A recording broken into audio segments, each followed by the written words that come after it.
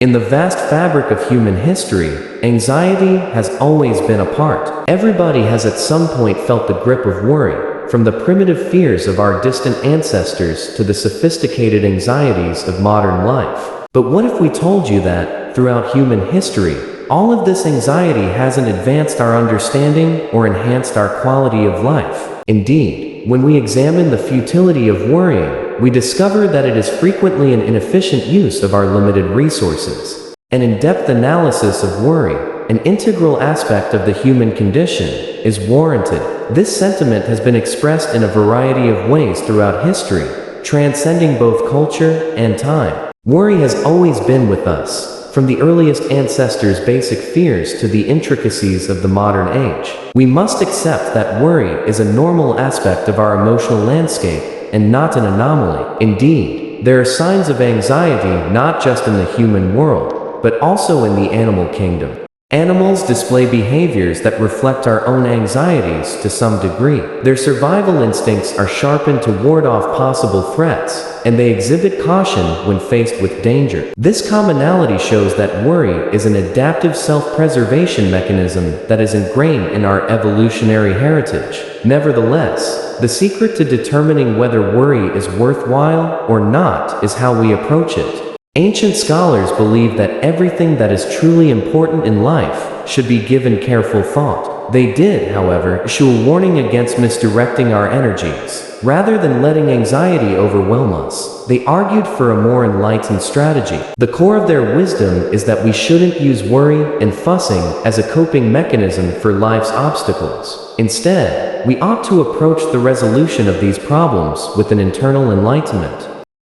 This viewpoint inspires us to make the most of our knowledge and skills in order to live life to the fullest. This approach provides us with the inner resources necessary to come up with creative solutions when faced with complex problems. It is a path of ongoing self-improvement where we learn from our mistakes, develop new skills, and contribute to society as a whole.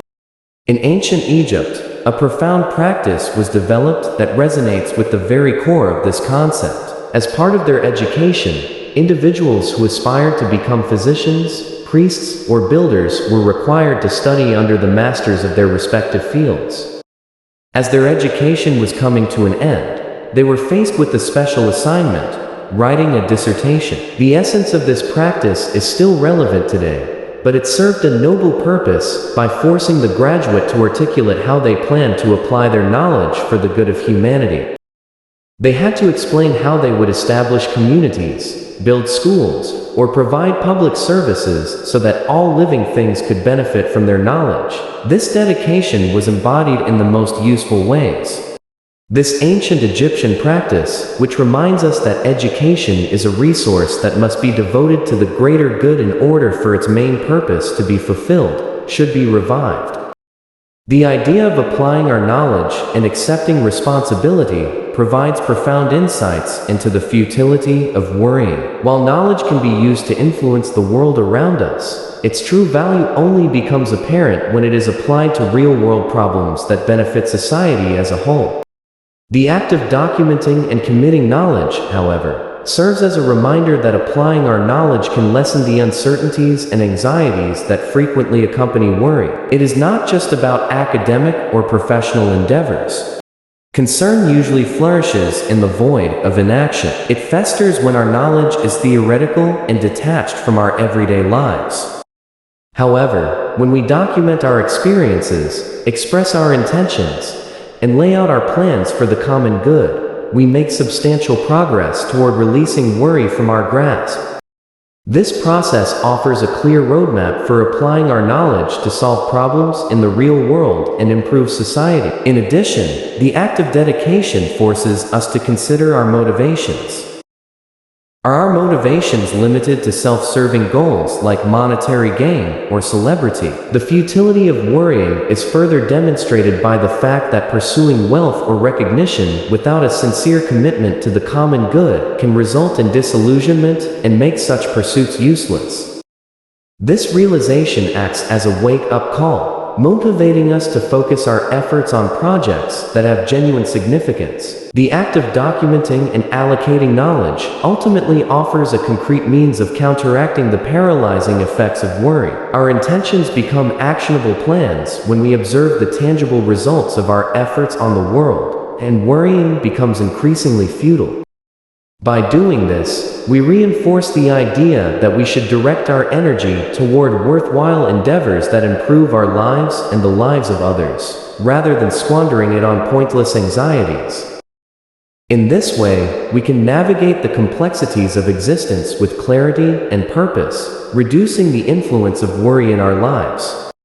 As we go deeper into introspection, we come across a variety of ideas, emotions, and beliefs that have settled inside of us. Some of these may be helpful, acting as sources of inspiration and drive. But we also come across parts that are burdensome remnants of our past experiences that are of no use to us. These are the times when we have to face the pointlessness of worrying, because a lot of our fears stem from these old, unhelpful feelings and ideas. When we consider how much of our mental energy is spent on worries that have no bearing on our lives, the futility of worrying becomes glaringly obvious. Our personal development and happiness are hampered by these worries, which are frequently the result of irrational fears or traumatic experiences. By examining and comprehending these worries, we are able to free ourselves from their grip and see why they are unfounded and detrimental to our well-being. However, there is a risk associated with this process: excessive self-centeredness. The true meaning of self-understanding is discovering the reasons behind our actions and motivations, regardless of personal gain. If our journey of self-reflection is only motivated by a desire to boost our ego or achieve financial success, we completely miss the point. In order to live more purposeful and fulfilling lives, we must acquire insights that go beyond self-indulgence. One of the most important ways to realize that worrying is pointless is to accept responsibility for the consequences of our actions, both good and bad.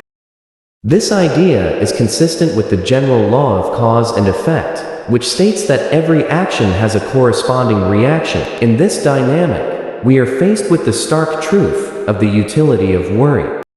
Worry frequently flourishes in the absence of accountability. When we worry about the consequences of our actions, but refuse to take responsibility for them, we feed a vicious cycle of anxiety.